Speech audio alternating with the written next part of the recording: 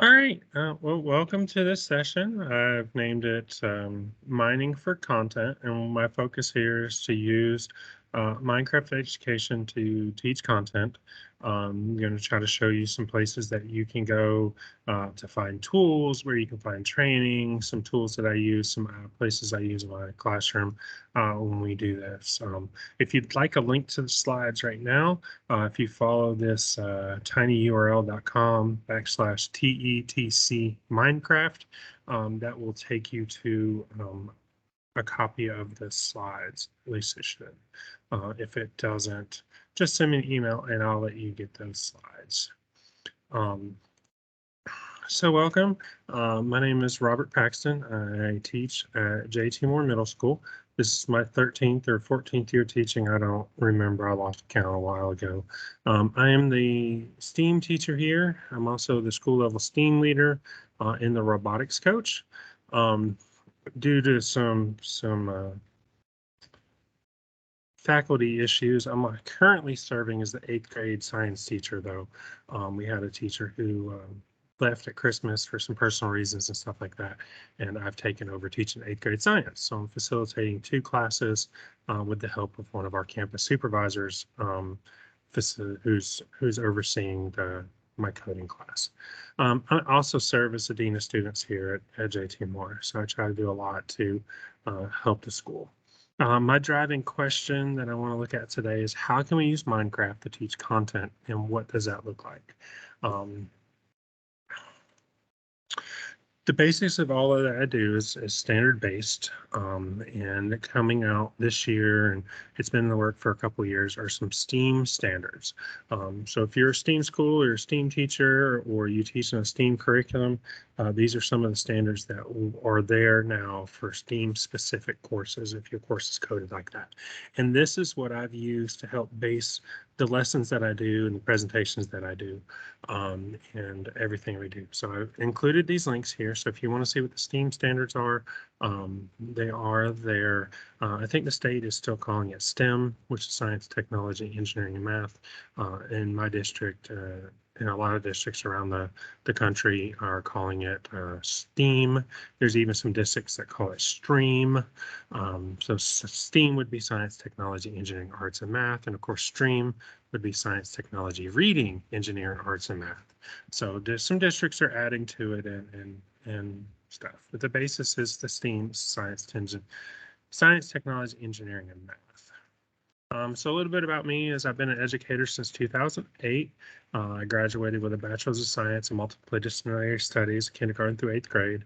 Um, I worked for Sumner County for a couple years, then lost my job. I had gotten deployed with the military, came home, had to have shoulder surgery, um, and I just wasn't rehired and ended up having to go out. And I worked in the business world from 2010 until 2014.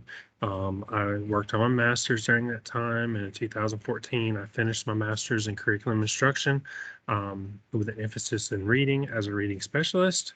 I applied and got accepted a position teaching in Morgan County, where I taught from 2014 to 2017.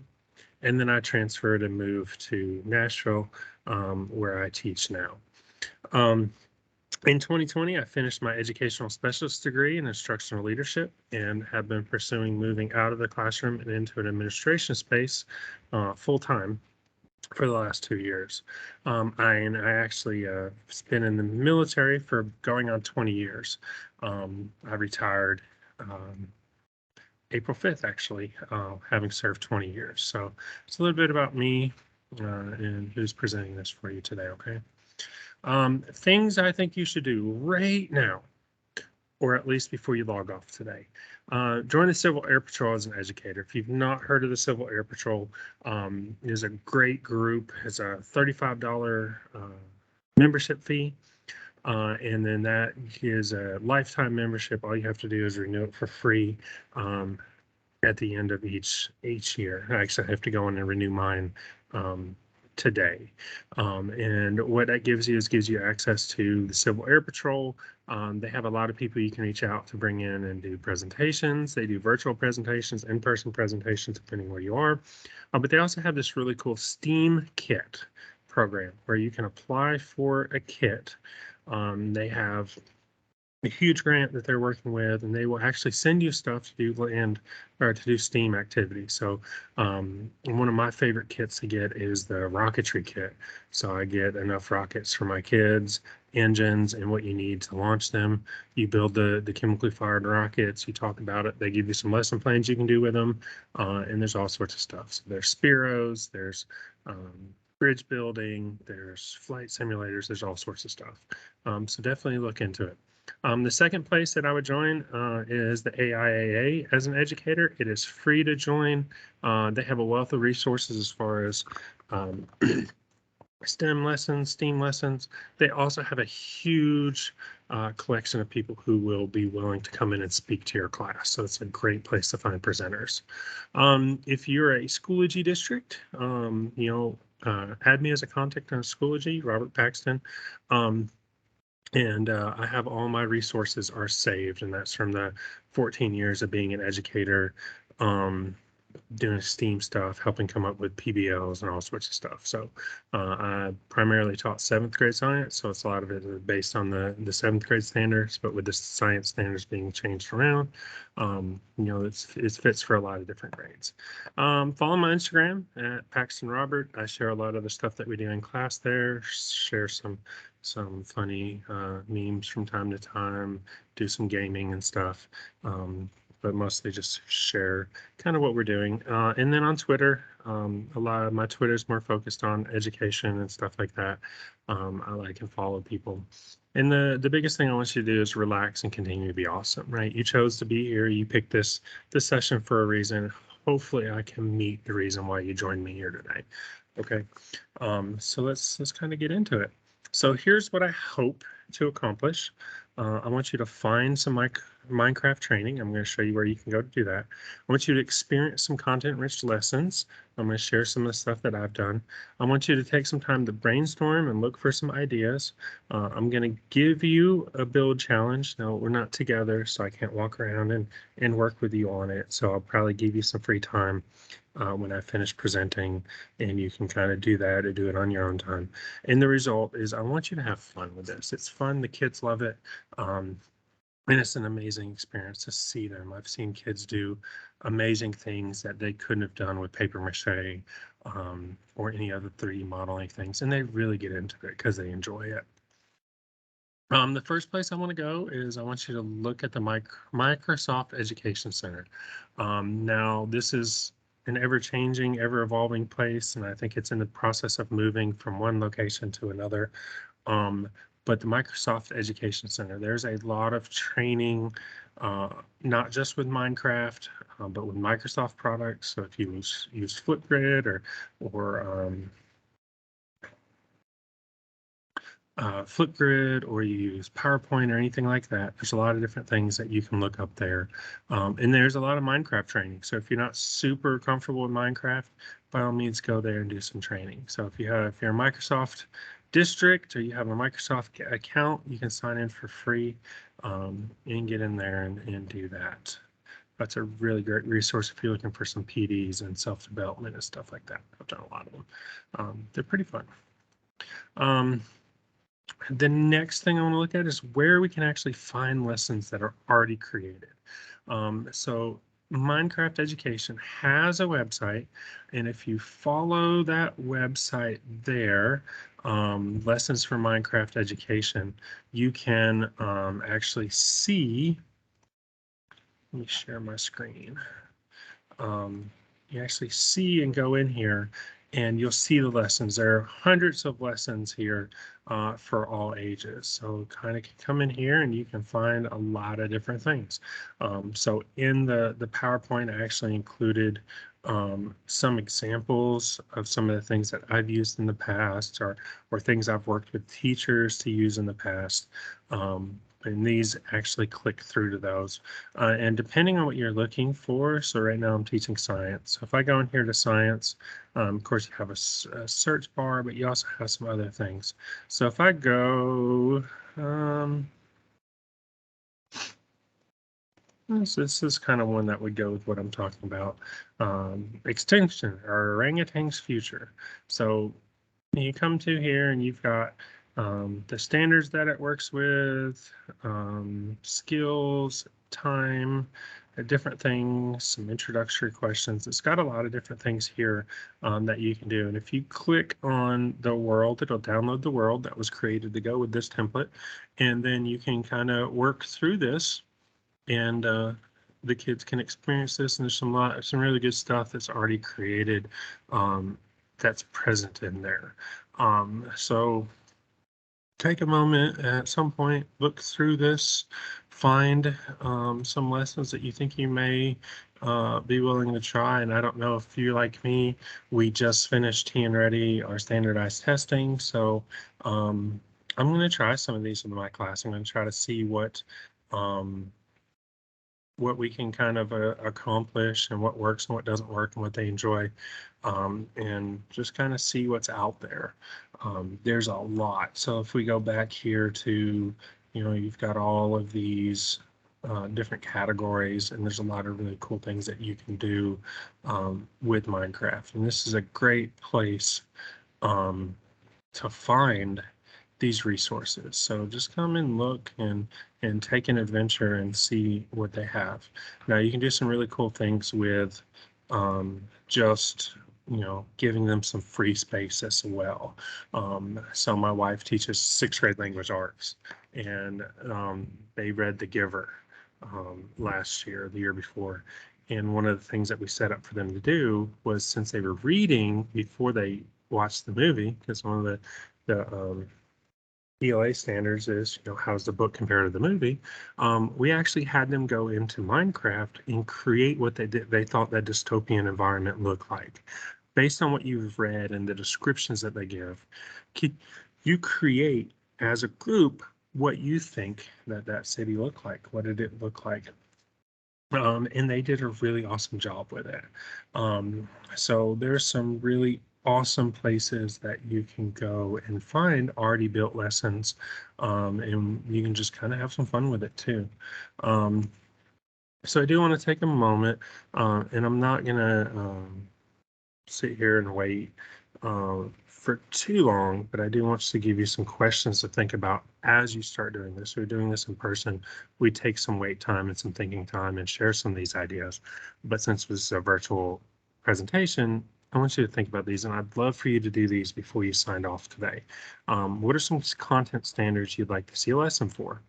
Okay, so think about what you're teaching or what you want to teach, or what you'd like to try with your kids. Go to the website and see if a lesson exists for what you want to do. If one exists, try it. Go in there and play with it. I can promise you that when I first picked up Minecraft education, I knew nothing about it, and the kids were telling me stuff and trying to show me how to do stuff, and they were saying these words that I knew nothing about. And then just being immersed in their environment with them, like, I'm able to pick up a lot of it. And I'm sure you'll be the same way if you chose to go down this path. If one doesn't exist, what do you think you need to create it? Now, I'll tell you that the kids are really awesome with this too. So if you have a lesson that you want to do, you have an activity you want to do, start thinking about it. And then when you get to the actual building, challenge some of the kids to help you build it. I have a lot of kids who will jump on that opportunity, and they'll help me build these amazing looking worlds that we can use for our activities. And is there anyone else here that you would like to do it with? So at the end, I'm going to share a Padlet, and you can put some of your ideas in there. You can see some of the ideas that I've shared and some other people may share along the way. If you see someone who has an idea of the same thing that you want, reach out to them. Let's try to collaborate on this and see. We can always share our worlds. You can email your worlds. You can do all sorts of really cool things with your worlds. So we'll go from there, okay? The next thing we're going to look at are the build challenges. So Microsoft has embedded these Microsoft build challenges in your Minecraft education already. So if you go to, why is it not opening? If you go to, you follow that link, it should take you to the build challenges. Let's see, there it goes. So when it pulls up your build challenges, these are very quick, very simple lessons. You can do some of these in an hour. You can do these in a couple uh, days. So these are ones that change. The featured ones change each week, each month, or something like that. And then they have a bunch down here. They're fairly quick. So like the story setting one, if you're looking at language arts, that's kind of what we did with the giver architecture, right? Challenge them to create in social studies, create the Parthenon, create a mosque, create something that they have um, from that. Um, Book covers, if you're doing language arts, is a good one. They need to recreate the book cover. Um, One of my favorites is this one right here, the labyrinth. So what I do is we turn this into a game. We talk about what a labyrinth is, and then I give them about 3 days to build labyrinths, and then we share the labyrinths. And the labyrinths have to be solvable. You can put as many tasks or skills or whatever you want to embed in there, and then we share them and we have some fun with it. And it's talking about architecture and problem solving and computer science. Another one I've really enjoyed doing is uh, back to the architecture one is I challenge them to rebuild our school. So they have to rebuild our school and they have to create a 3D model. And a lot of them come in here to Minecraft to do that. And it's a really awesome some of the things that they come up with. So I will try to share one of those here towards the end if it works. Sometimes it works, sometimes it doesn't, in regards to um, loading. All right, so let's see if we can load this so we can see it. Um, and those are some options where you can find this kind of stuff um, for your class. Okay. Um, there's a lot when I designed this PD, there's a lot more hands-on spending time together, working through brainstorming time built in. So it is going to be a little shorter than some of the other traditional um, PDs that you're going to be in today. But this is my labyrinth. Right? I created it. The kids try it. Right. That's my coding agent. And then you kind of have your exit over here. You can't get in the exit, so you see it's built out of bedrock, but you can't punch a hole in it, right? There's glass, break the glass, but it doesn't help you any. You can't get in there, you can't get out there based on the glass. It's just kind of an aesthetic to have some fun. So I use some boards to kind of give instructions, right? The directions using the items in the chest, find your way to the exit, right? Take what you think you'll need. So in the chest, I've given them raw chicken, pressure plate, beef butchers.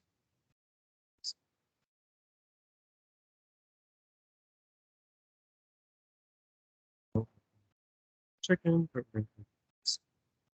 so put a pressure plate down, pressure plates with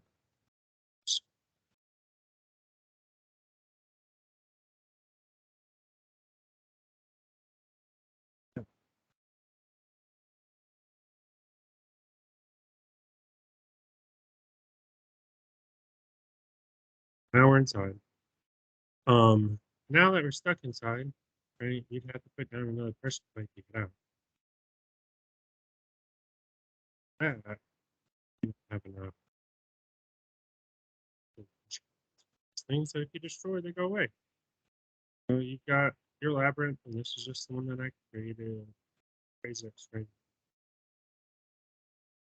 There's doors throughout. So my challenge was how can you solve? How can you develop? You have limited resources. If you put the plate in the wrong place, you won't be able to go. It's just a hideaway door. You may have to put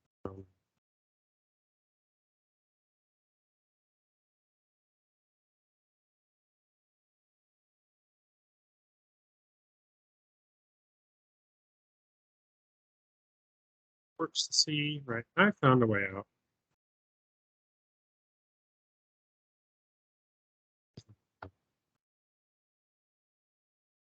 far away. There's the exit. We didn't quite make it. Yeah, we'll see. That's my labyrinth, and that's an example that I give them. And they have fun with it. They create these ones. They'll put monsters in it sometimes. They will put different things in. Ha!